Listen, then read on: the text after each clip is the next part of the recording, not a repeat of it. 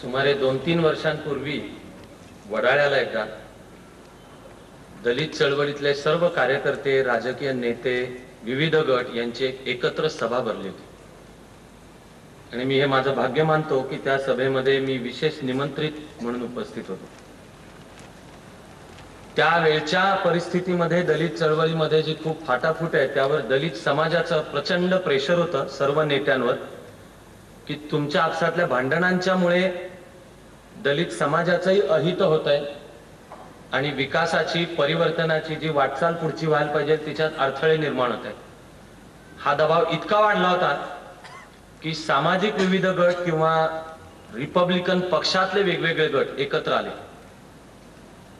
त्यावेळेला सार्वजनिक जीवनात ही चर्चा आणि वादविवादही चालू होता की ही एकी टिकेल का, भांडणं होतील का। पण या पार्श्वभूमीवर वडाळ्याला जी एक सभा होती त्यामध्ये मी विशेष निमंत्रित होतो। मी हे माझं भाग्यही समजतो आणि एक विशेष सन्मानही समजतो। मला त्या सभेत बोलायचं तर होतंच, पण मला आणखीन एक विशेष महत्त्वाचं काम करायचं होतं, ते म्हणजे ते जे सभागृह होतं गरीब वस्तीतलं, जिथल्या झोपडपट्टीतलं, त्यामध्ये बाबासाहेबांच्या तस्वीरीचं अनावरण माझ्या हस्ते होते। मुंबईमध्ये माझ्याबरोबर काम करणारे काही कार्यकर्ते सुद्धा बरोबर होते आणि ते व्यासपीठावर मागच्या बाजूला बसलेलेही होते। सभागृहाच्या रचनेमध्ये असा एल आकार असेल तर त्या टोकाला तिथे दरवाजा होता आणि भव्य पेंटिंग बाबासाहेबांचं उभं लाईफ साईज पेंटिंग होतं, त्याचं अनावरण माझ्या हस्ते होतं। तुम्ही दलित चळवळीतल्या आज महाराष्ट्रात काम करणाऱ्या विविध गटांच्या, विविध नेत्यांची सर्वांची नावं सांगा, ते व्यासपीठावर उपस्थित होते। कार्यक्रमाच्या अनुक्रमणिकेमध्ये जिथे वेळ आली तिथे सांगण्यात आलं की आता धर्माधिकाऱ्यांनी प्रतिमेचं अनावरण करावं, अशी आम्ही त्यांना काय सांगतो, सुचवतो, विनंती करतो। मी तिथपर्यंत गेलो, पायातले शूज काढले, तस्वीरीचं अनावरण केलं, हार घातला आणि नमस्कार केला, जागेवरून बसलो। कार्यक्रम संपल्यानंतर माझ्याबरोबर जो कार्यकर्ता होता तो मला म्हणाला की सर, तुम्ही तिकडे गेला होता त्यावेळेला व्यासपीठावर काय चर्चा झाली तुम्हाला माहिती आहे का? मी म्हटलं मला कशी, मी तिकडे होतो, मला कशी माहिती असणार आहे? तो म्हणाला की व्यासपीठावर चर्चा चालू होती की बघ, शेवटी एका धर्माधिकारीला बाबासाहेबांना नमस्कार करावा लागलाच की नाही। आणि जर सभा चालू असती तर मी सांगितलं असतं की अहो, धर्माधिकारीला बाबासाहेबांना नमस्कार करावा लागलाच की नाही, काय घेऊन बसलाय? मी हा आयुष्यातल्या सर्वोच्च सन्मानांमधला एक सन्मान समजतो की बाबासाहेबांच्या तस्वीरीचं अनावरण माझ्या हस्ते आणि हात जोडून मला नमस्कार करतात। पण आम्हा सर्व जणांच्या मेंदूमध्ये जे विष भरलेले आहे ते सर्वांच्याच आहे। त्यांनी महापुरुषांची वाटणी ठरवलेली, त्यांचे रंग, त्यांचे खंदक, त्यांच्या नावाने चालणारी दुकानं ठरवली। माझ्या मुलाचं नाव मी हौसेनी सिद्धार्थ ठेवलं, पण ते ज्या वेळेला ठेवलं 11-12 वर्षांपूर्वी, त्यावेळेला मी हे कॉमेंट्स ऐकलेले आहेत की त्यांच्यातलं नाव ठेवलेलं दिसतंय। म्हणजे मुलांची नावं ठेवण्यामध्ये सुद्धा एक जाती व्यवस्था आहे। शिवाजी, संभाजी वगैरे नावं म्हणजे मराठा समाजातली, राहुल, यशोधरा, सिद्धार्थ म्हणजे त्यांच्यातली सरकारी ब्राह्मण। आमच्या घरात पदार्थ कसे करणार, आम्ही टिळा कसा लावतो, कोण पदर कसा घेतो, आमच्यात असं नसतं। यांनी आमच्या मनामध्ये इतकं विष निर्माण केलेलं आहे की भारतीय या नात्याने आपला सर्वांचा एकत्रित वारसा आम्ही लक्षातच घ्यायला तयार नसतो। तो एकत्र घेऊन जी पुढे वाटचाल करायची ती लक्षात घ्यायला तयार नसतो। मला जर मुलगी झाली असती तर मला तिचं नाव सावित्री ठेवायचं होतं आणि हे मी लादलेलं नव्हतं, आमच्या दोघांचं मिळून ठरलेलं होतं की मुलगी झाली तर सावित्री ठेवायचं। आता मी असंही म्हणू शकत नाही की त्यासाठी मला पुढल्या जन्माची वाट पाहावी लागणार, कारण की मला पुढला जन्म नाही आणि नको अशी माझी ईश्वरापाशी प्रार्थना आहे। कर्मविपाक आणि पुनर्जन्म मी मानतो, मी ईश्वर मानतो, पण माझी अशी इच्छा आहे की जन्म मरणाचा फेरा आता बस। पण एक मुलगी जन्माला येणे, त्या मुलीला कसं वाढवावं सन्मान्य समाजाची नागरिक म्हणून बरोबरीच्या नात्याने, अशी आमची इच्छा होती। पण आम्ही नावांची सुद्धा अशी वाटणी केलेली। आत्ताच्या जगामधला सर्वश्रेष्ठ जिवंत इंग्लिश लेखक, कादंबरी लेखक, साहित्यकार मानला जातो तो मूळ भारतीय आहे. जग त्याला ओळखतं व्ही.एस. नायपॉल या नावाने. त्याचं पूर्ण नाव आहे विद्याधर प्रसाद सूरज प्रसाद नायपॉल. याचे पूर्वज पूर्व उत्तर प्रदेश मधले होते.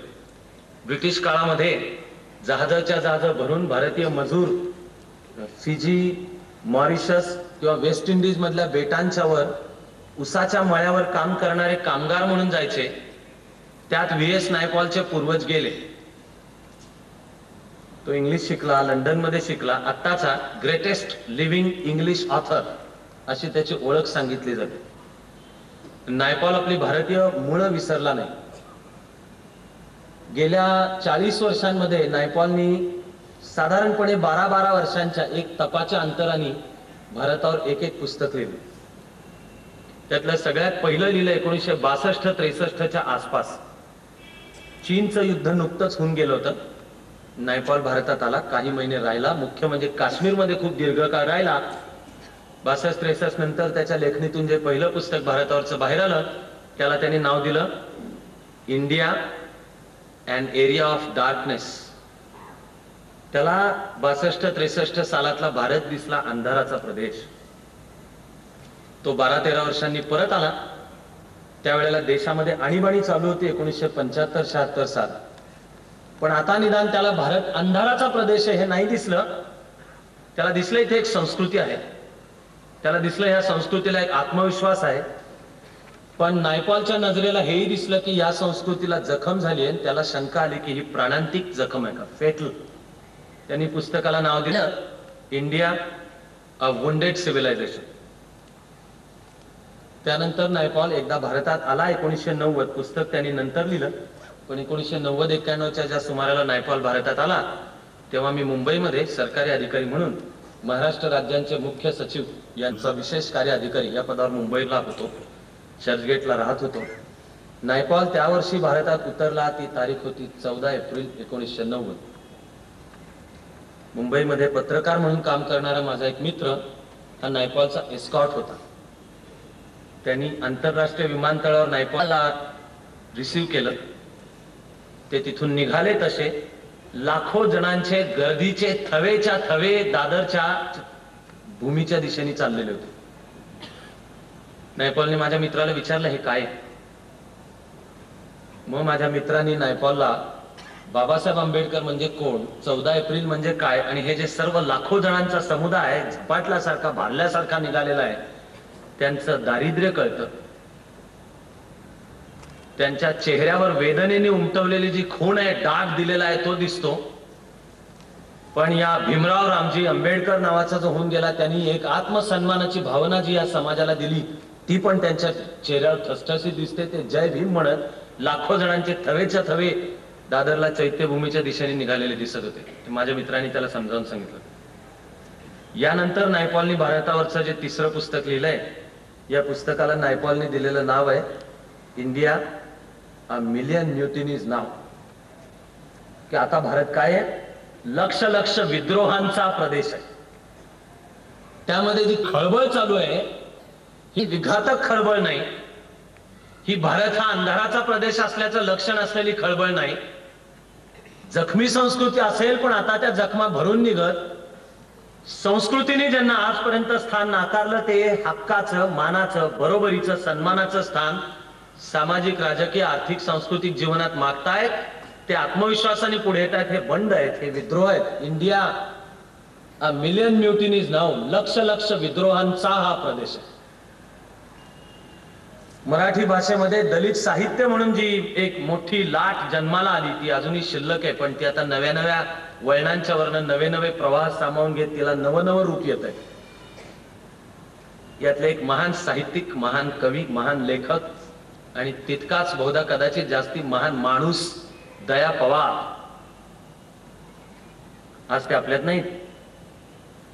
कधी कधी ते भेटले आणि चेहरा दिसला की चातुर्वर्ण्य, अस्पृश्यता हिनी जे जळजळीत ठसा एक चेहऱ्यावर असा शिक्का उमटवलेला असतो तो मला त्यांच्या चेहऱ्यावर, त्यांच्या डोळ्यात दिसायचा. त्यांचं बलुत एक काळजाला चटका लावणारं आत्मचरित्र आणि ते कवी होते. मला तुम्हाला त्यांच्या एका कवितेची आठवण करून द्यायची. मला शब्दशः सगळी कविता लक्षात नाही आणि कृत्रिम प्रयत्न करून तर मुद्दाम कविता मी कधीच पाठ करत नाही, पण मला या कवितेचा आशय पूर्ण लक्षात आहे. त्यांचा एक मित्र अमेरिकेत गेला. हा मित्र सवर्ण होता हे दुःखाने मला सांगणं आवश्यक आहे, तर कवितेची जी पंचलाईन आहे ती लक्षात येईल. खरं म्हणाल तर NRIs शिकले, इन्फॉर्मेशन टेक्नॉलॉजी, तिकडे सिलिकॉन व्हॅली ही शनिवार नारायण सदाशिव पेठेचीच आवृत्ती आहे. दया पवारांचा एक सवर्ण मित्र अमेरिकेमध्ये गेला. त्यांनी तिथून दया पवारांना एक पत्र पाठवलं. पत्रात त्यांनी लिहिलं होतं की फार स्वातंत्र्याचा झेंडा मिरवणारं हे अमेरिका हे राष्ट्र आहे, पण अजूनही इथे वंशवाद आहे. आणि जर तुमची कातडी काळी दिसली तर अरे किती विषमता आहे. त्या मित्रांनी कळवलं की आम्हाला इथे निग्रोंच्या सारखी वागणूक मिळते. दया पवारांनी त्यांना उत्तर कळवलं की मित्रा, बरं झालं आता तरी तुला इथे आम्हाला कशी वागणूक मिळते ते कळायला जरा मदत होईल.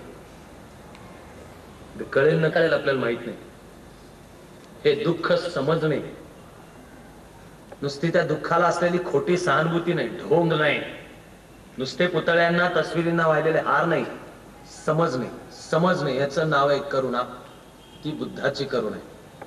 हे दुःख काय आहे आणि आमच्या कोणाच्याही वाट्याला ते आलं तर बहुधा आपल्यातल्या कोणी म्हणेल खड्ड्यात गेला तुमचा देश, जळली तुमची संस्कृती. पण महात्मा फुले ते म्हणाले नाहीत, शाहू महाराज ते म्हणाले नाहीत, बाबासाहेब आंबेडकर ते म्हणाले नाहीत, सामाजिक चळवळीतल्या जो शहाणा माणूस आहे तो हेही म्हणाला नाही. पण चटके सोसले तरी तो हेही म्हणाला नाही की माणसं म्हणून सवर्ण म्हणजे सगळे वाईट, ब्राह्मण म्हणजे सगळे वाईट. उलट चळवळीतले अनेक सहकारी सांगत असून त्यांनी अशा सहकाऱ्यांना लांब ठेवलं. आपल्याला तो आपला सगळ्यांचा वारसा आहे हे लक्षात घेऊन पुढे सरकायचं. म्हणून या एका महान माणसाचं चरित्र आपल्याकरता महत्वाचं ठरतं. मूळ आडनाव संकपाळ. वडील रामजी ब्रिटिशांच्या सेनेत होते. त्यांनी आडनाव सुभेदार केले. ते ज्योतिराव फुलेंचे मित्र होते आणि संकपाळ घराण्यामध्ये नाथपंथाची परंपरा होती.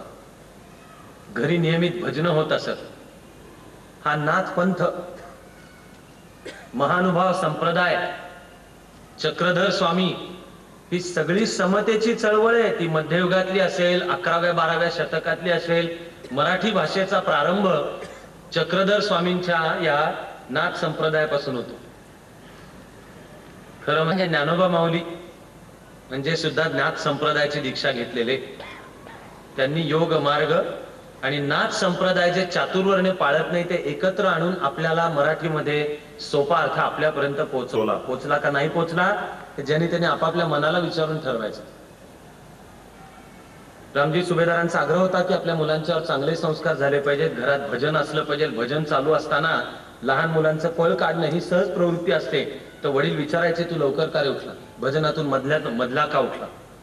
सुसंस्कार, व्यसन लागू नयेत. लागायचीच असली तर प्राचीन परंपरेपासून व्यसनांचं जे वर्णन केलेलं आहे, व्यसनानि सन्ति बहुनी, व्यसन द्वयमेव केवलम व्यसनम, विद्याभ्यसनम व्यसनम अथवा हरिपाद सेवनम तू. जगामध्ये व्यसन खूप आहेत, व्यसनानि सन्ति बहुनी, पण दोनच व्यसन खरी व्यसन आहेत. व्यसन द्वयमेव केवलम व्यसनम. कोणती दोन? विद्याभ्यसनम व्यसन, ज्ञानाचा पाठपुरावा विद्या, अथवा हरिपाद सेवनम तू. तुम्हाला मानायचा आहे तो ईश्वर, माना न माना, चार्वाक माना, मार्क्स माना, किंवा तुम्हाला समजतो, भावतो, आवडतो त्या रूपात त्या ईश्वराची आराधना करा. विवेकानंदांनी शिकवलेला जो समाज दरिद्री नारायण म्हणजे ईश्वर आहे त्या रूपात, पण अथवा हरिपाद सेवनम तू. दोनच व्यसन. रामजी सुभेदारांनी काळजी घेतली की आपल्या मुलांना ही व्यसनं लागावी. साताऱ्याला आले, शिक्षण चालू होतं. दलितपणाचे चटके सोसत जो कोणताही मुलगा अनुभव घेत असेल तसे अनुभव घेतच बाबासाहेब लहानाचे मोठे झाले. पाणी प्यायचं होतं, वरकरणी दिसायला गोरे गोमटे होते, त्यामुळे विहिरीवरचं पाणी घेतलं तर 4-5-50 लोक पाहत होती तिथपर्यंत ठीक होतं. कोणाला तरी अचानक कळलं की अरे हे मानाचं पोर. सगळेजण मिळून तुटून पडले आणि गुरासारखं तुडवलं बाबासाहेबांना. इथल्या जाती व्यवस्थेशी झालेला पहिला परिचय. मग एका मित्राच्या लग्नात होते. त्या लग्नामधलं सुद्धा तू काय हे जे वाक्य आपण तेव्हापासून आजपर्यंत अनेकदा कोणाच्या तरी कातडी खाली का विना पण असतं, मारा फार माजली ते ऐकावं लागलं. लग्नातून परत यावं लागलं. साताऱ्याला होते.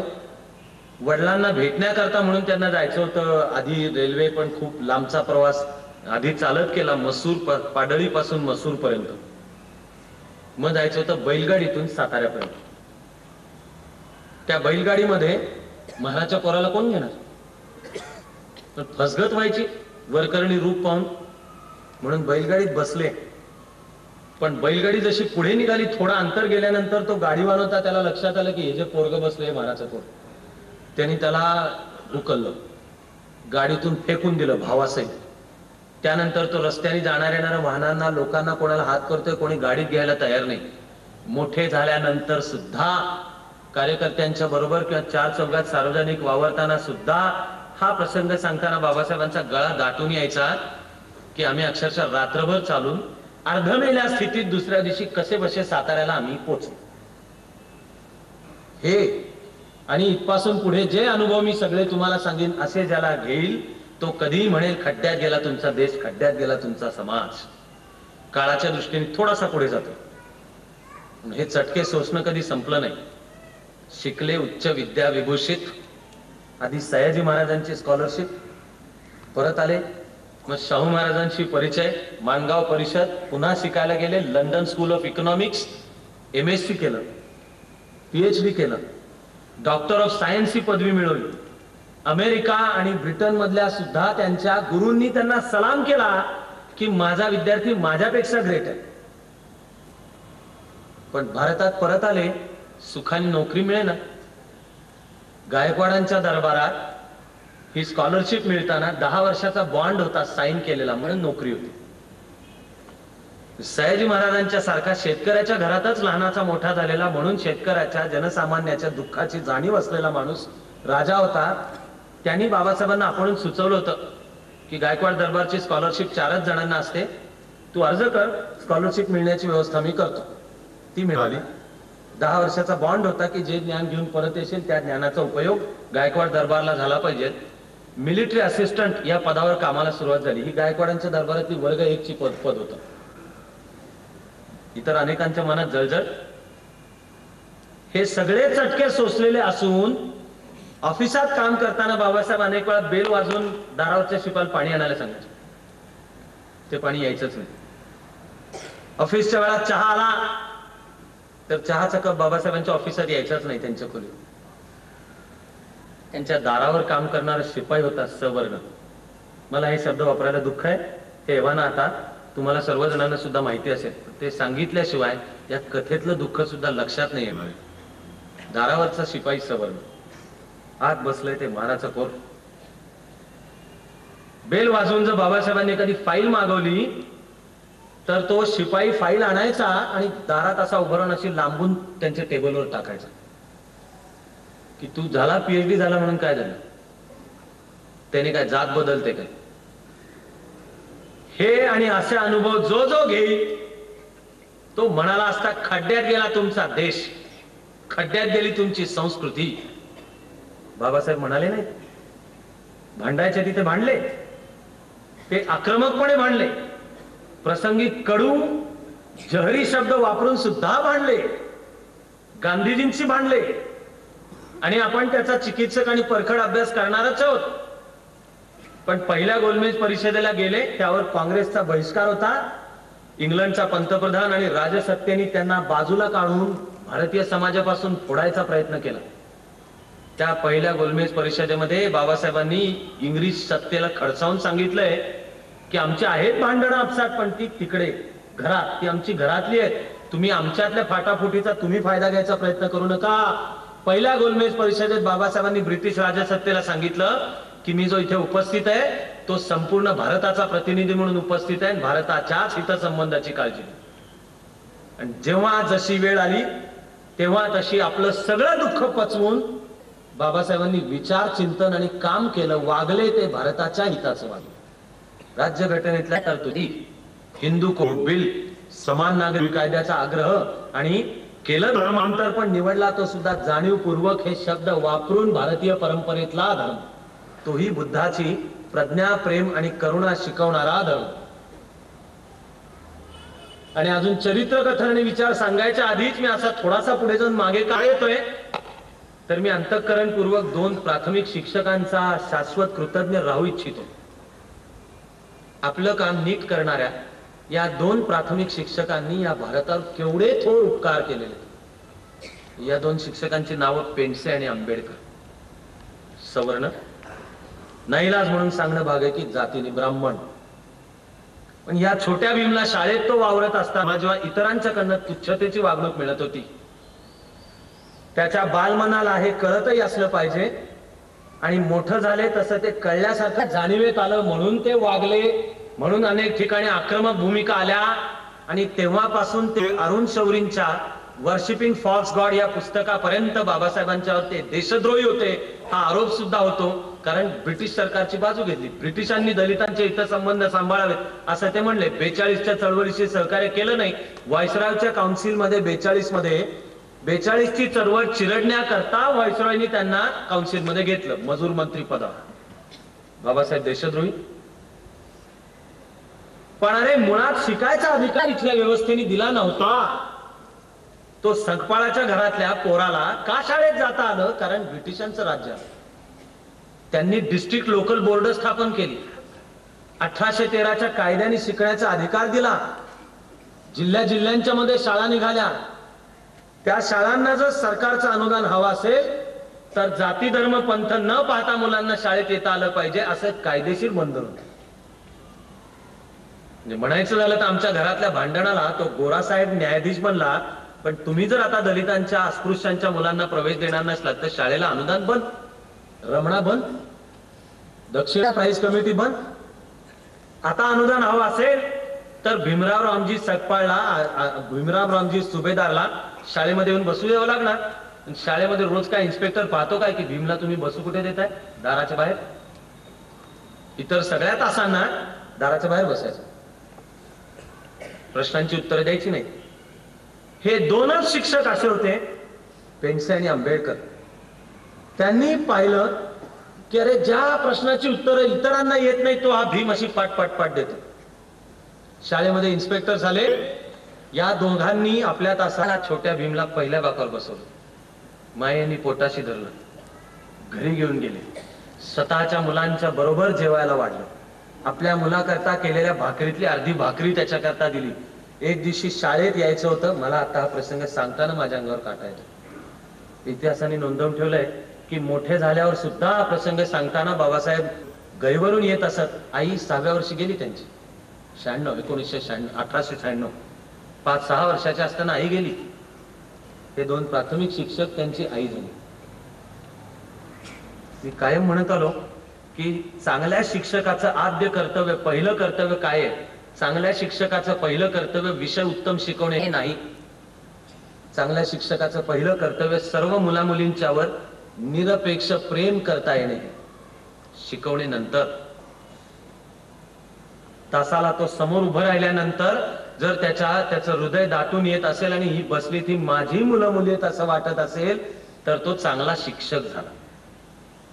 मातृदेवो भव, पितृदेवो भव, आचार्य देवो भव हे चुकून नाही आहेत, हे जुन्या परंपरेने नुसते म्हणलेले म्हणून नाहीत। माणसाच्या जीवनाची बायोलॉजिकल आणि सायकोलॉजिकल फॅक्ट ही आहे की जडणघडणीमध्ये सर्वात मोठा वाटा आईचा। इच्छा असो अगर नसो, आईची इच्छा असो अगर नसो, आई चांगली असो अगर नसो सुद्धा भारतीय परंपरेने तर सांगितलं कुपुत्रो जायते क्वचिदपि कुमाता न भवेत। म्हणजे वाईट मुलगा जन्माला येऊ शकतो, आई वाईट नाही असू शकत। आईच्या पाठोपाठ वडील नाही, आईच्या पाठोपाठ खरं म्हणजे शिक्षक। आणि ज्या शिक्षकाला मुला मुलींची आई होता येतं तो तर माऊली आईहून मोठा शिक्षक म्हणला पाहिजे। बाप थोडाफार शहाणा असला तर काही प्रमाणात तो कदाचित आईची थोडीशी जागा घेऊ शकतो, तरी तो father is a poor substitute आई करता. पण चांगला शिक्षक हे दोघं एक, पेंडसे आणि आंबेडकर. मित्राशी पैज लागली बाबासाहेबांची, म्हणजे छोट्या भीमची. मुसळधार पाऊस चालू होता की तू आता शाळेत जाऊ शकतो का नाही. तो म्हणला जाऊन दाखवतो, चल. धो धो पावसात भिजत, चिंब भिजत आले. तास चालू होता पेंडसे गुरुजींचा. त्यांनी पाहिलं की हा छोटा भीम चिंब भिजत आलेला. त्यांनी त्याला आत बोलवलं. तू बाहेर काय उभा म्हटले. त्याला जवळ घेतलं. आपल्या मुलाला त्याच्याबरोबर देऊन स्वतःच्या घरी पाठवलं. कपडे बदलून म्हणले, गरम उबदार कपडे ते घरातले. त्या दिवशी भाकर तुकडा पेंडशाच्या पोराबरोबर बसून छोट्या भीमनी खाल्ला. ही आठवण सांगताना मुंबईला सुद्धा बाबासाहेब गहीवरून येत असत. मोठे झाल्यावर सुद्धा गहीवरून येत असत. आम्ही जर शहाणे असलो तर माणसा माणसातली खरी समता, खरं बंधुत्व कशाने निर्माण होईल. ते कायद्याने नाही निर्माण होणार, ते लादल्याने नाही निर्माण होणार, ते जाळपोळ लुटालूट मुर्दाबाद यांनी नाही निर्माण होणार, ते आम्ही आणि ते यांनी नाही निर्माण होणार आहे. प्रेम याला सबस्टिट्यूट नाही. आणि बालवयामध्ये आई नसताना हा एक लहानपणी मिळालेला अनुभव तो बाबासाहेबांनी उराशी जपून ठेवला. आंबेडकर नावाचे शिक्षक ते येत असत. पुढे बाबासाहेब उत्तुंग कर्तृत्ववान झाले, गोलमेज परिषदेला निघाले. त्याच्या आधी या आता वृद्ध झालेल्या आंबेडकर शिक्षकांनी बाबासाहेबांना एक पत्र लिहिलं. मुंबईमध्ये जाऊन भेटले तर भर प्रचंड गर्दीमध्ये सुद्धा बाबासाहेबांनी त्यांना वाकून नमस्कार केला. आपल्या ह्या दोन शिक्षकांबद्दलची नितांत आणि शाश्वत अशी कृतज्ञता. हे दोघं दिसत कसे होते आपल्याला माहित नाही, पण आपलं काम नीट करणाऱ्या या दोन प्राथमिक शिक्षकांनी भारतीय संस्कृतीवर शाश्वत उपकार करून ठेवलेले आहेत.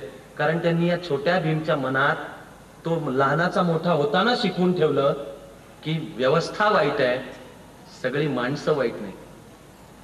चातुर्वर्ण्य त्यातली अस्पृश्यता वाईट, पण म्हणून सगळे सवर्ण आणि त्यातही सगळे ब्राह्मण वाईट नाही.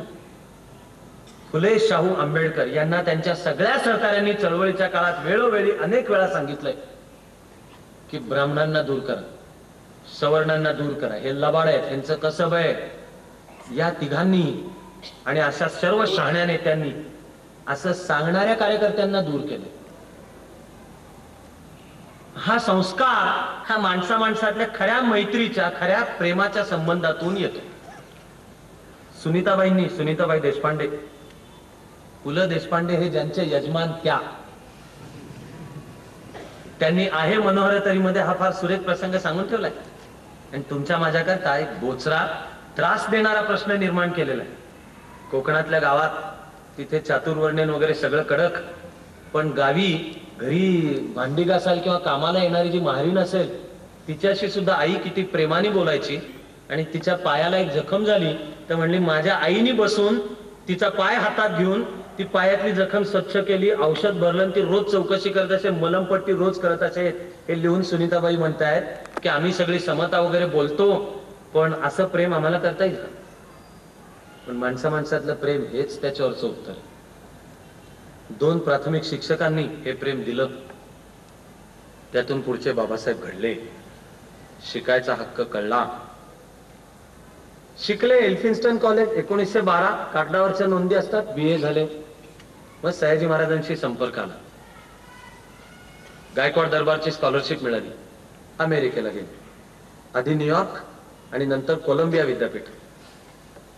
अमेरिकेमधलं सुद्धा जे थिसिस आहे त्यांचा तो इंटरनॅशनल करन्सी सिस्टीम, मग प्रॉब्लेम ऑफ रुपी, मग नॅशनल डिव्हिडंड भारताचा प्रश्न, जाती व्यवस्थेवरचा निबंध आहे, आणि ईस्ट इंडिया कंपनीच्या भारतातली कर पद्धती, ईस्ट इंडिया कंपनीचा आर्थिक कारभार याच्यावरचे निबंधांचे विषय. ते चालू असताना त्यांना अर्ध्यावर पत्र आले की तुमची स्कॉलरशिप संपत आलेली, परत या. गायकवाड दरबारला बाबासाहेबांनी उत्तर लिहिलं की थोडंस अजून राहिले, मला मुदत वाढवून द्या. स्वतः सयाजी महाराज कितीही प्रगल्भ असले तरी म्हणून दरबारातले सगळे प्रगल्भ असतील असं नाहीये. त्यांची जळजळ होत होती का महाराजच्या पोराला स्कॉलरशिप द्यायला लागली. सयाजी महाराज त्याला डोक्यावर उचलतात, काही करून त्याला परत बोलवा. ते अर्ध्यावर यावं लागलं बाबासाहेबांना परत. सयाजी महाराजांच्या दरबारामध्ये मग कामकाज चालू झालं. क्लास 1 ते प्रसंग मगाशी मी तुम्हाला सांगितलेले, त्यातनं नाराजी उद्भवली. सयाजी महाराज होते म्हणून क्लास 1चं पद मिळालं, बडोद्यामध्ये राहायची व्यवस्था होईल. राहायची व्यवस्था कशी बशी झाली असेल, कुठल्या तरी खोलीत, तर स्वयंपाक जेवाय खायची व्यवस्था. बडोद्यातल्या खानावळींच्या मध्ये जाऊन जेवायचं असेल तर इतर सगळेजण जिथे जेवतात तिथे जेवायला परवानगी नाही. काही प्रमाणात जागा मिळायला सयाजी महाराजांनी मदत केली, पण सयाजी महाराजांच्या सुद्धा त्यांना वाटलं की काही मर्यादा होत्या. त्यांनी ऍक्च्युअली बोलवून बाबासाहेबांना सांगितलं की मला हे सगळं घडलेलं हवंय, पण मला सगळ्यांना एका वेळी नाराज करता येणार नाही, तू जरा समजावून घे आणि आता तुझे प्रश्न तू सोडवायचा प्रयत्न कर. अशा वेळेला मुंबईतले एक कार्यकर्ते होते दत्तोबा पवार, त्यांच्याद्वारा बाबासाहेबांचा शाहू महाराजांशी संबंध आला. म्हणून 1920 मधली ही पहिली माणगाव परिषद आहे. हे माणगाव कागल जहागिरीतलं माणगाव आहे. जाणकारांना कदाचित नुसतं माणगाव हे शब्द ऐकल्यावर विशेषतः मला तो हक्क आहे की माणगाव म्हणजे रायगड जिल्ह्यातलं असेल का? रायगड माझा जिल्हा, माझा म्हणजे माझी जागीर, भगवंतराव धर्माधिकारींचा माल. का? मी रायगडचा कलेक्टर होतो, विसरता नाहीये ते कधी. ऍक्च्युअली मी कलेक्टरचा चार्ज ज्या दिवशी घेतला त्या दिवशी पहिला जो दौरा केला त्याच्यात मी कोणती पुण्यकृत्य केली. रायगडचं दर्शन घेतलं, चौदार तळ्याचं दर्शन घेतलं, परतीच्या वाटेवर रोह्यामध्ये जाऊन चिंतामणराव देशमुखांचं घर आणि स्वाध्याय परिवारचे दादा पांडुरंग शास्त्री आठवले यांची घरांची दर्शन, तीर्थक्षेत्राचं दर्शन घ्यावं तशी घेतली. आशीर्वाद मागितला की एक बरा अधिकारी म्हणून मला काम करू येऊ द्यात म्हणून रायगड. पण माणगाव हे माणगाव रायगड मधलं माणगाव नाही, हे कागल जहागिरीतलं माणगाव. शाहू महाराजांच्या पुढाकाराने परिषद भरली.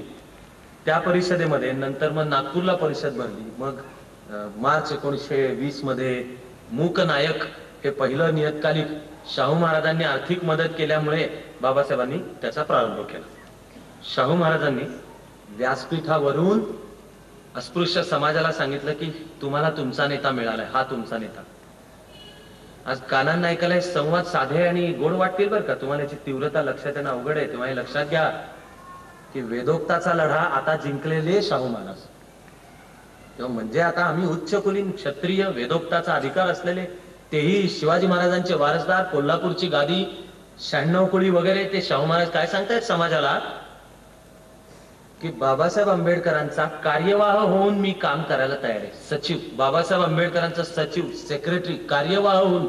केवढा मोठा माणूस पाहिजे, मी याला खरा मोठा माणूस म्हणतो, केवढा मोठा माणूस पाहिजे याच्याकरता.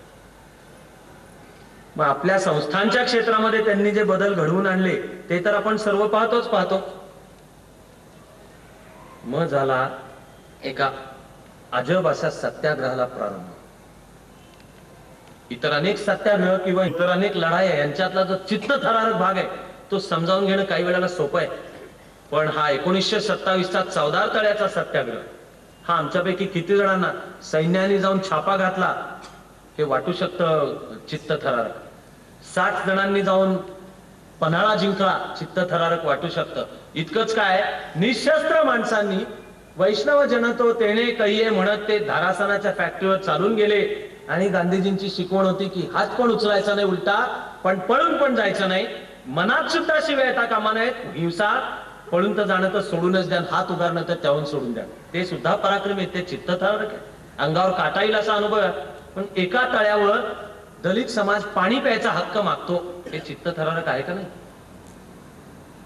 1-2 दिवस सलग मी तुमच्याशी पूर्वी बोलताना म्हणालो की सगळा इतिहासाचा अभ्यास करताना, आता शिकत असताना, म्हणजे माणूस म्हणून शिकत असताना आपल्याला प्रश्न पडत असेल की ह्या सगळ्या थोर पुरुषांनी पोटापाण्याचे काही उद्योग केले का नाही केलं का? त्यांच्या पाठीशी कोणी होतं? कुठे कोण होतं पोटापाणी? बाबासाहेबांना सिडनॅम कॉलेजमध्ये पॉलिटिकल इकॉनॉमी या विषयाचे प्राध्यापक म्हणून काम करायला लागले. तिथेही तुच्छता झेलायला लागली. शिकवायला उभं राहिल्यानंतर त्यांच्या शिकवण्याची जी गुणवत्ता होती त्यावरनं विद्यार्थी प्रेमात पडले. असामान्य शिकवण्याची गुणवत्ता. पण सिडनॅम मधली नोकरी फार काळ टिकली नाही. ही असण्याच्या काळामध्ये त्यांना गायकवाड दरबारकडनं सतत शोकॉज नोटिसा येत होत्या. कशाच्या शोकॉज नोटिसा? की तुम्ही 10 वर्षाचा बॉन्ड घेऊन आलात, आता कुठे गायकवाडांच्या दरबारात काम करतात, सबब तुम्हाला जी स्कॉलरशिप देण्यात आली होती ते लोन होतं, ते पैसे परत करा. ते बाबासाहेब कुठून परत करणार पैसे? ते टुंगणं त्यांच्या मागं लागलं होतं. शेवटी त्या सगळ्या फायली बिली सगळ्या तयार झाल्या. तो सगळा विषय स्वतः सयाजी महाराजांच्या पर्यंत गेला. त्या फायलीवर सयाजी महाराजांनी निर्णय दिला आहे की काही झालं तरी हा विषय शिक्षणासाठी खर्च झालेला आहे, तेव्हा परत घेण्याचा प्रश्न नाही, फाईल क्लोज करा. शहाणा राज्य करतात. पण म्हणून पोटापाण्याच्या व्यवसायाचा प्रश्न कुठं सुटत होता?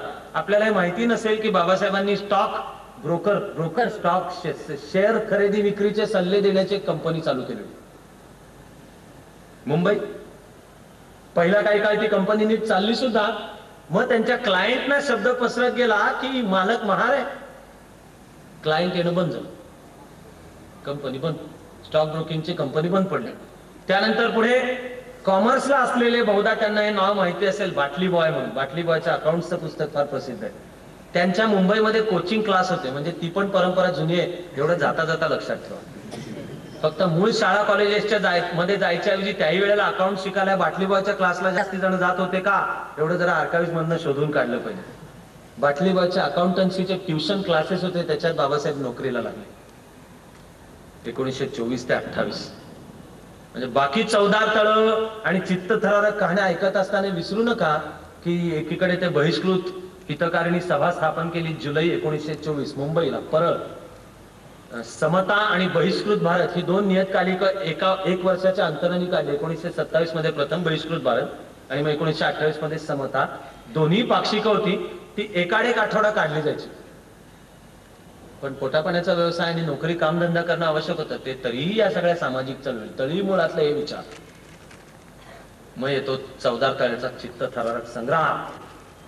महाडचं एक तळ, चवदार तळ कुठून आलं तर मूळ कल्पना माणगाव परिषदेत निघाली होती की ज्या पाणवठ्यावर सर्वजण पाणी पितात, त्याच पाणवठ्यावर तुम्ही जर आम्हाला माणसं म्हणत असलात, तुम्ही जर आम्हाला आमचा धर्म आणि तुमचा धर्म एकच आहे म्हणत असलात, हे राष्ट्र सर्वांचं आहे आणि स्वातंत्र्याचा जो लढा चाललाय तो तुमचा माझा सगळ्यांच्या स्वातंत्र्याचा आहे, तर पाणी पिऊ द्या, पाणी पिऊ द्या, पाणी.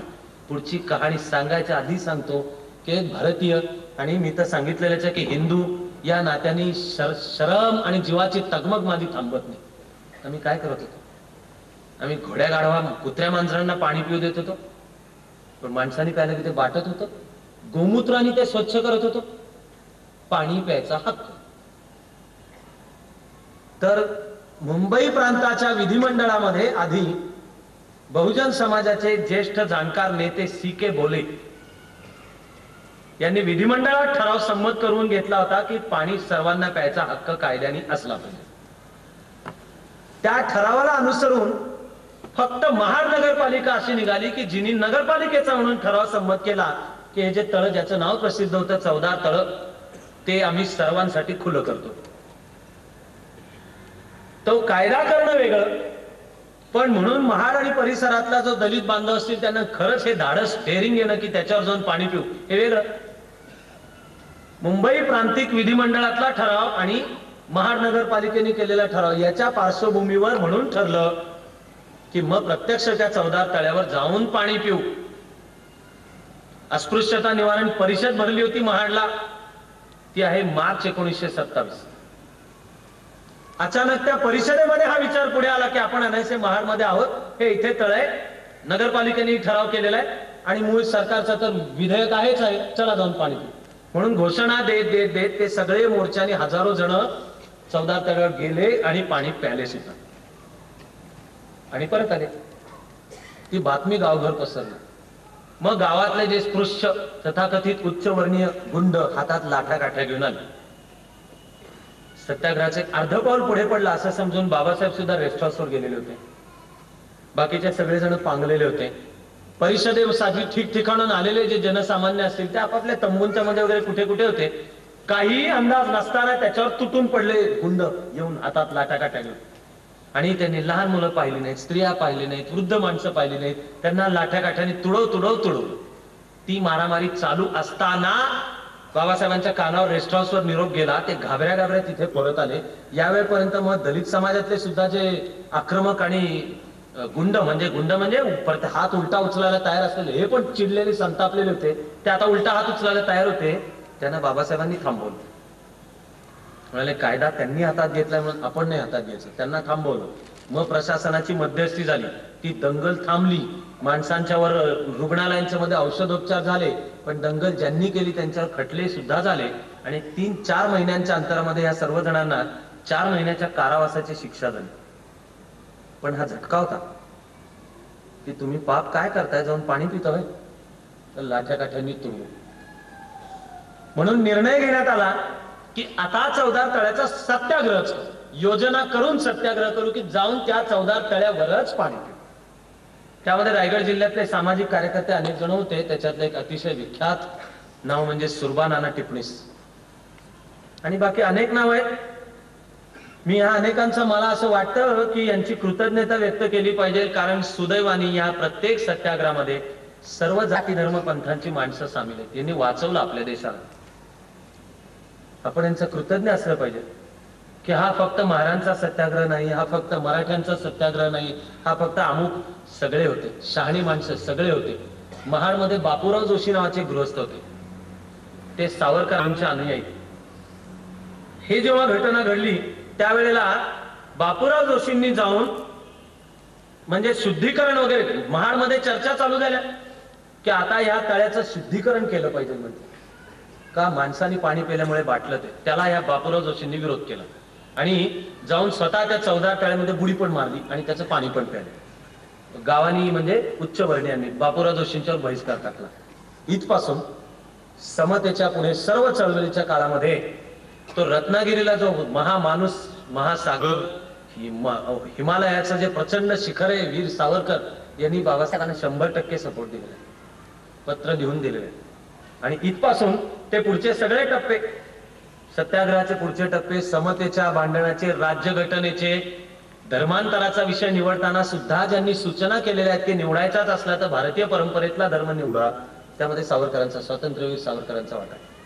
पत्रव्यवहारांच्या मध्ये बाबासाहेबांनी सुद्धा सावरकरांना याबद्दलच्या शुभेच्छा दिल्या.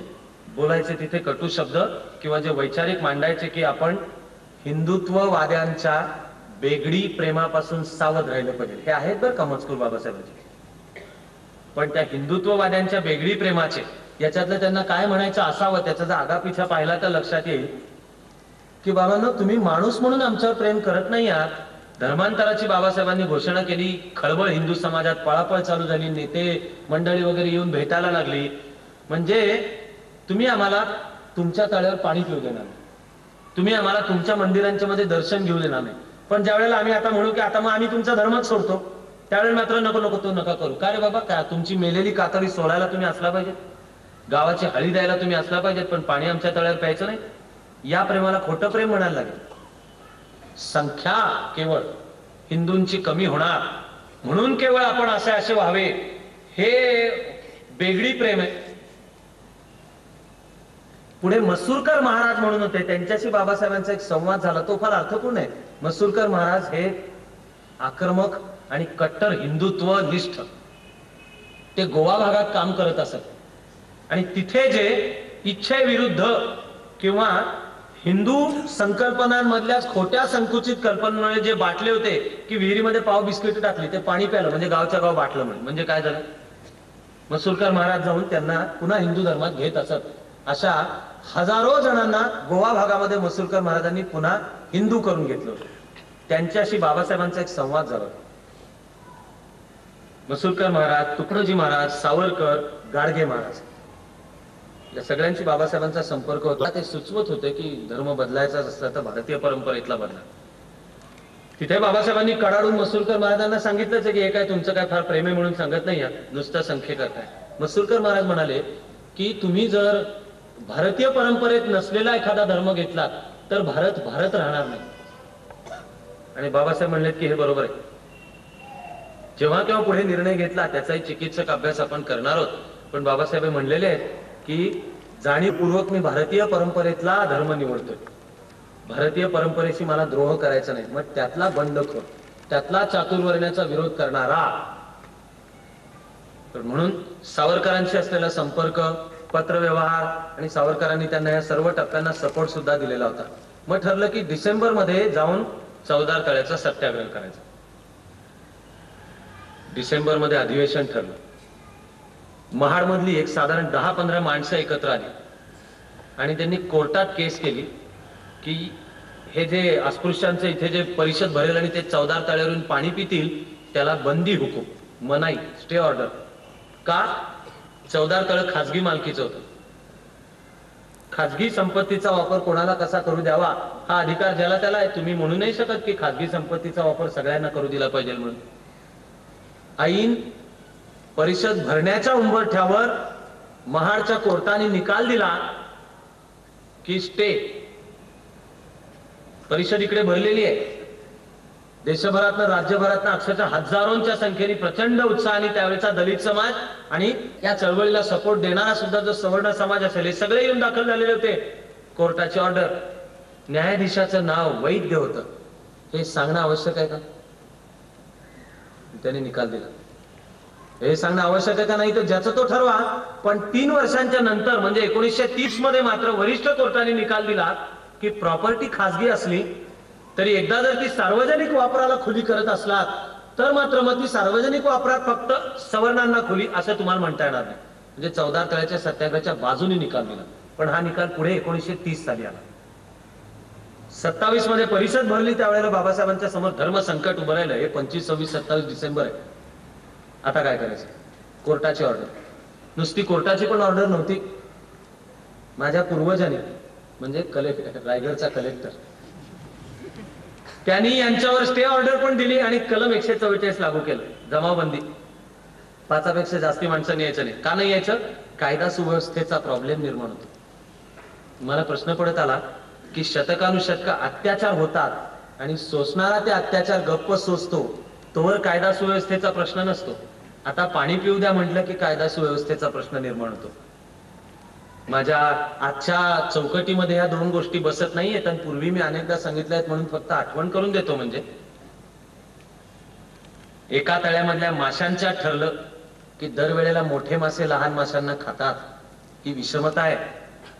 संधीची समानता पाहिजे म्हणून माशांच्या सभेत ठरलं की चला यापुढे संधीची समानता म्हणून आता खाण्याची पहिली संधी लहान माशांना, तुम्ही मोठ्या माणसांना खा. पहिला चान्स तुम्हाला. तुमचा झाल्यानंतर मात्र मग पुन्हा आम्ही तुम्हाला खाण्याचा, कारण आता संधीची समानता आहे. किंवा 2 भावांची आणि ती गायीची गोष्ट. आई वडील गेले, एक गाय. आई वडील म्हणले सुखाने राहा. मोठ्या भावाचं ऐकायचं असतं. मोठ्या भावानी समजावून सांगितलं की हे बघ आपण गाय निम्मी निम्मी वाटून घेऊ, पुढची निम्मी तुला, मागची निम्मी मला. या धाकट्या भावाच्या 2 दिवसात लक्षात आलं की चारा आपण घालणार, दूध त्याला. त्याने याला समजावून सांगितलं की भाऊ असं काय करतो आपण, भाऊ भाऊ ना, चाऱ्यातही तू निम्मा वाटा घे आणि दुधामध्येही निम्मा वाटा मला दे. मोठा भाऊ म्हणला कलम 144. आता भांडण काढू नको. स्टे ऑर्डर, स्थगिती. आणि आई वडिलांचं ऐकत नाहीयेस. आपल्या आई वडिलांचा आत्मा तळमळेल, त्यांनी आपल्याला सांगून गेले भांडायचं नाही. आणि मोठ्या भावाशी, मोठा भाऊ म्हणजे त्या काळी वडिलांच्या सारखा असेल. मोठ्या भावाची पत्नी वहिनी म्हणजे सुद्धा आई सारखी असेल. कारण लग्न लवकर होत असत त्यामुळे मुलं बाळ लवकर व्हायलाही सुरुवात व्हायची. पण मुलं होत राहण्याची फॅक्टरी मात्र खूप उशिरापर्यंत चालू राहायची. त्यामुळे अनेकदा थोरल्या भावाला मुलगा होताना त्याच्या आई वडिलांनाही त्याच सुमाराला एक मुलगा झालेला असायचा. त्यामुळे खरोखरच थोरला भाऊ म्हणजे वडिलांच्या सारखा. त्यामुळे त्याची पत्नी म्हणजे आपल्याला आईसारखी. त्याचं ऐकायचं असतं, त्याच्या आज्ञेत राहायचं असतं, त्याच्या शब्दाबाहेर जायचं नसतं. असा एक कुटुंब व्यवस्थेतला एक संकेत म्हणून भाऊ म्हणला आता तू भांडण करतेस. धाकट्या भावासमोर प्रश्न पडला, कपाळाला हातून आता काय करायचं. सगळ्या गावांच्या मध्ये काही शहाणी माणसं असतात बघा, अक्कल शिकवणारी. नारद मुनीचे अवतार कळलावे, त्याच्याकडे हा गेला, सल्ला विचारला काय करू. त्यांनी सांगते त्याच्या कानामध्ये काही सांग. दुसऱ्या दिवशी ज्या वेळेला सकाळी हा मोठा भाऊ गाईच्या आचळाखाली कासंडी ठेवून दूध काढत होता त्यावेळेला धाकट्या भाऊनी काठी घेतली आणि त्या गाईच्या तोंडावर सणसणीत फटका मारला. मी नेहमी सांगत आलो की ही गोष्टच हे लक्षात ठेवा, तो प्रत्यक्षात मारलेला नाही. प्रत्यक्षात फटका मारला तर मनेका गांधी माझ्यावर रागवते. मी पण रागवे. मला ही आवडणार नाही. प्राण्यांची या प्रकारचं क्रौर्य गोष्टीत आहे, गोष्टीपुरतच ठेवा. पण तो फटका मारल्या मारल्या गायीनी पाय उधळले, कासंडी पडून गेली. त्या भावाला फटका बसला. मग त्याला लक्षात आलं की अरे तू हे काय करतोयस. धाकटा भाऊ म्हणला आता बोलायचं नाही. पुढचा निम्मा भाग माझा, मागचा निम्मा तुझा. या पुढच्या निम्म्या भागाला मी काय करतो हे तू विचारायचं नाही. मग तो म्हणला नाही आपण असं करू, निम्मा चारा मी पण देतो, मग निम्म दूध तुला पण देतो. आम्ही समाजात एकत्र वावरणारे मी आहोत का बंधू. मग चारा एकाने घालायचा आणि दूध मात्र दुसऱ्याला. म्हणजे एका समाज घटकाच्या थडग्यावर समाजाच्या विकासाची इमारत उभी असो. तो दलित समाज असो अथवा कुटुंब व्यवस्था नावाची इमारत स्त्रीच्या थडग्यावर उभी, स्त्रीच्या बलिदानावर उभी. हे चित्र हे एका खऱ्या विकसित समतापूर्ण आणि समृद्ध समाजाचं लक्षण नाही. पण स्टे ऑर्डर आली. बाबासाहेबांना आपल्या सहकार्यांना अनुयांना आवरता आवरता दम आला नाही. सांगावं लागलं की नाही कायदा पाळा. बाबासाहेबांनी समजावून सांगितलं की आपण जर कायदा मोडला तर आंदोलन चिरडणं खूप सोपं जाईल, त्यामुळे कायदा पाळा, नाही जायचं आत्ता चौदार तळ, आपण ही लढाई कायद्याची आहे ना, कायद्याने लढू. ते स्वतः प्रकांड पंडित बॅरिस्टर, ग्रेज इन, लंडन मधल्या ग्रेज इन नावाची जी विख्यात बॅरिस्टर बार ॲट लॉची फर्म म्हणजे शिक्षण संस्था, तिथे त्यांनी एकाच वेळी इकडे लंडन स्कूल ऑफ इकॉनॉमिक्स मध्ये पीएचडी आणि ग्रेज इन मध्ये बॅरिस्टर असं एका वेळी करून मिळवली ती कायद्याचे प्रकांड पंडित. त्यांनी समजावून सांगितलं कायदा नाही हातात घ्यायचा, पाळू कलम 144. पण मग काय करूयात म्हणून त्यावेळी मनुस्मृतीचं दहन झालं. आता आधुनिक भारत बाबासाहेबांना मनू म्हणतो, आधुनिक मनू म्हणजे घटनाकार. त्यांनी घटना दिली या अर्थाने. 1930 मध्ये पुढे 14 तळ्याचा निकाल लागला आणि त्याच्यावर पाणी पिण्यापासून समाजाच्या सर्व घटकांना रोखता येणार नाही असा कायद्याने निकाल दिला. पण म्हणजे परिवर्तनाच्या चळवळीला सत्याग्रहाच्या बरोबरीने कायद्याचंही शस्त्र लागत होतं. कायदा नुसता पुरत नव्हता, सत्याग्रह लागत होता. पण आम्हाला हा परक्यानी दिलेला जो कायदा होता तो आम्हाला समता शिकवत होता. यावेळपर्यंत समानांतर याला दुसरं वादळ घोंगावायला सुरुवात झालेली होती, ते म्हणजे राखीव जागांचा प्रश्न. दर 10 वर्षांनी भारताला एक सुधारणांचा हप्ता द्यायचा म्हणून पहिलं महायुद्ध संपता संपता आधी त्यावेळेचा भारत मंत्री मॉन्टेग्यू यांनी भारताचा दौरा केला आणि सांगितलं की पहिलं महायुद्ध संपलं की सुधारणांचा एक फार मोठा हप्ता आम्ही देऊ. भारतातल्या ब्रिटिश राज्य व्यवस्थेचा हेतू क्रमाक्रमाने संपूर्ण राज्य एतद्देशीयांच्या हातात देणे हे आमचं अंतिम उद्दिष्ट आहे, असं भारत मंत्री मॉन्टेग्यू यांनी 1918-19 मध्ये जाहीर केलं. त्यानुसार मग मॉन्टेग्यू चेम्सफोर्ड सुधारणा आहे. राखीव जागांचं सूत्र त्यानुसार आधी आलेलं होतं राजकीय जीवनात, ते म्हणजे त्याच्या 10 वर्ष आधीचे मॉर्ले मिंटो सुधारणा. तो लॉर्ड मॉर्ले म्हणजे भारत मंत्री, सेक्रेटरी ऑफ स्टेट, आणि मिंटो म्हणजे त्यावेळेचा भारताचा व्हायसरॉय. वंगभंग आंदोलन झालं आणि धर्माच्या आधारावर फाळणी टाळणारी आंदोलनं उभी राहिली, लाल बाल पाल आणि अरविंदन वगैरे सगळे.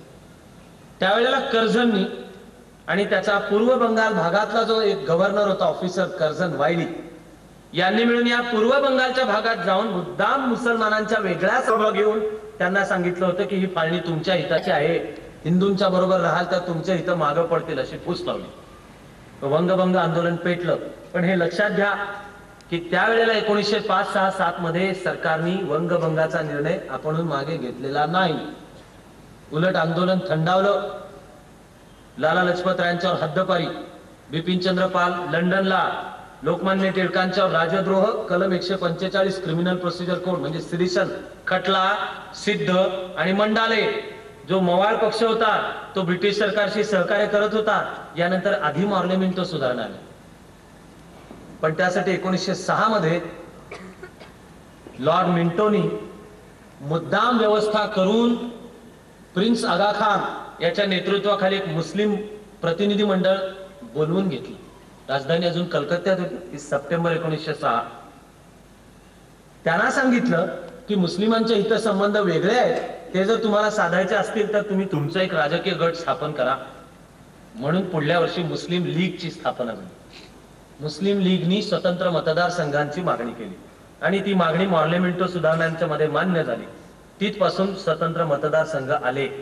1916 मध्ये जो त्यावेळची काँग्रेस आणि मुस्लिम लीग, त्या मुस्लिम लीगचे नेते मोहम्मद अली जिना, काँग्रेसचे नेते या नात्याने लोकमान्य टिळक यांनी केलेला लखनौ करार म्हणजे मॉर्ले मिंटो सुधारणांमधल्या या मुसलमानांना स्वतंत्र मतदारसंघ असण्याच्या निर्णयाला दिलेली मान्यता. म्हणून पुढे विचार येणं चालू झालं की मग आता अस्पृश्य समाजासाठी सुद्धा राखीव जागा पाहिजे.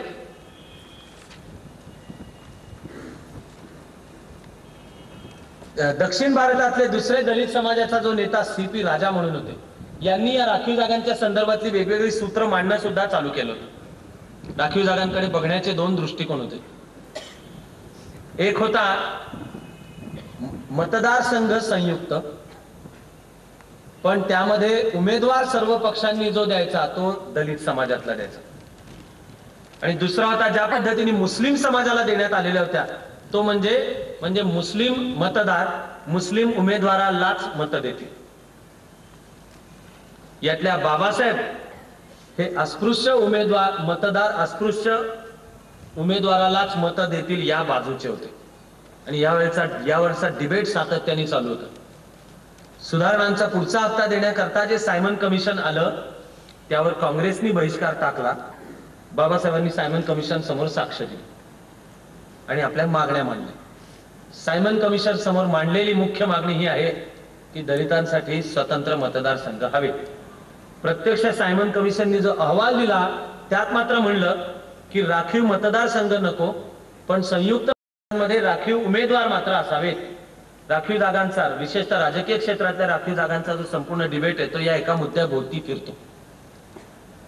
पहिल्या गोलमेज परिषदेवर काँग्रेसचा बहिष्कार होता, ती फसली. मग सविनय कायदेभंगाच्या चळवळीनंतर गांधी आयोगीन भेट झाली, करार झाला. त्या करारातल्या एका कलमा अन्वये गांधीजी म्हणाले दुसऱ्या गोलमेज परिषदेला आम्ही उपस्थित राहतो. त्यानुसार ते उपस्थित होते.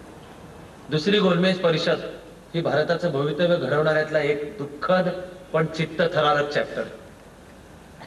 त्यामध्ये काँग्रेसचे प्रतिनिधी नात्याने गांधीजी होते, पण मुस्लिम लीगचे वेगळे प्रतिनिधी होते, संस्थानिकांचे वेगळे प्रतिनिधी होते, ख्रिश्चनांचे वेगळे, शिखांचे वेगळे.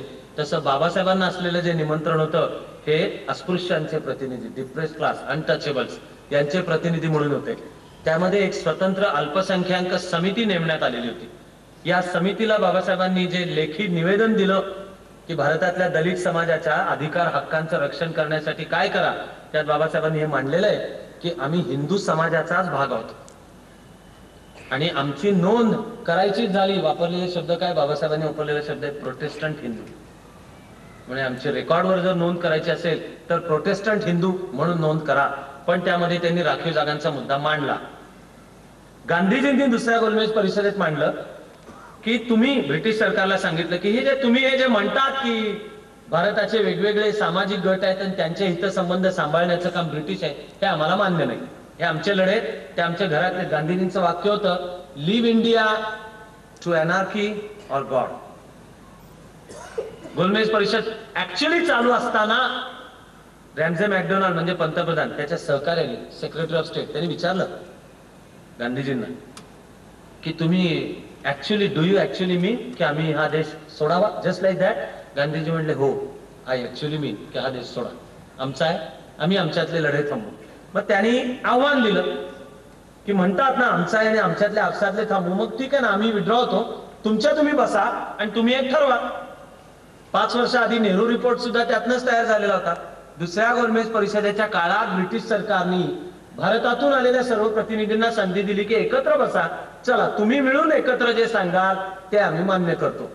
ते एकत्र बसून काही समान धोरण सांगण्याचं जे तारू होतं ते या राखीव जागांच्या प्रश्नाच्या खडकावर आपटून फुटलं. नुसतं फुटलं नाही, ठिकऱ्या झाल्या. एकमत झालं नाही. गोलमेज परिषदेतून गांधीजी परत आले. भारतात पाऊल टाकल्या क्षणाला त्यांना अटक करून आगा खान पॅलेसमध्ये आणून ठेवण्यात आलं. परत येताना गांधीजींनी सांगितलं होतं की तुम्ही जर दलितांना स्वतंत्र मतदारसंघ देणार असलात, ओव्हर माय डेड बॉडी. गांधीजींचे शब्द आहेत ओव्हर माय डेड बॉडी, प्राणपणाला लावी, उपोषण करीन. तरीही 1932 मध्ये रॅमझे मॅकडोनाल्डने जाहीर केलंच दलितांसाठी स्वतंत्र मतदारसंघ. ते होते 71. गांधीजींनी रॅमझे मॅकडोनाल्डला पत्र पाठवलं की हे मागे गेले. पंतप्रधान रॅमझे मॅकडोनाल्डनी गांधीजींना उत्तरात कळवलं की माझं अजूनही काही म्हणणं नाही, तुम्ही जर आपसात बसून अजूनही एकत्रितपणे काही सांगत असलात तर आम्ही ते मान्य करायला तयार आहोत, असा शब्द आधी देतो. गांधीजींच्या उपोषणाची ही पार्श्वभूमी हे लक्षात घ्या. 14 ऑगस्ट 1932 उपोषण चालू झालं. बाबासाहेबांच्यावरचा दबाव वाढायला लागला. बाबासाहेबांच्या मनामध्ये या सगळ्याबद्दल जबरदस्त राग होता आणि गांधीजींच्या बद्दल सुद्धा राग होता. इतका राग होता की बाबासाहेब गांधीजींना गांधीजी म्हणत नसत, मिस्टर गांधी. आधी चकमकी झालेल्या होत्या, गोलमेज परिषदेमध्ये चकमकी झालेल्या होत्या.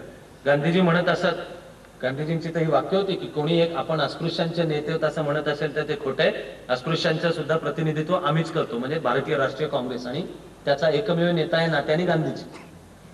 हे मी तुम्हाला सगळे या शब्दरचनांच्या मधले कटू, रागाचे, संतापाचे शब्द गाळून सांगतोय.